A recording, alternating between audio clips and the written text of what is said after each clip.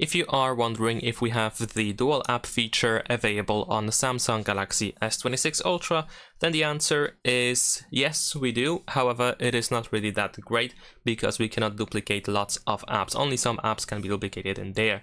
If you want to give it a try, you can just open settings. Then over here, we're gonna scroll down and we need to go to advanced features.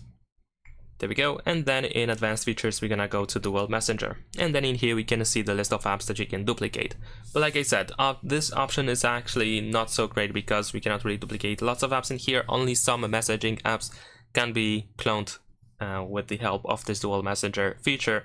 Therefore, if you are looking for another way to duplicate apps that cannot be duplicated with the dual messenger, then in that case I can recommend you using, for example, the secure folder, because whatever you install inside the secure folder, it has completely separated data from anything that we have outside of the secure folder, including apps that you may have outside of the secure folders. If you have the same app inside the secure folder and outside of it, these two apps work separately, which allows you to use, for example, 2 different accounts at the same time. That is pretty much it. Leave a like and subscribe.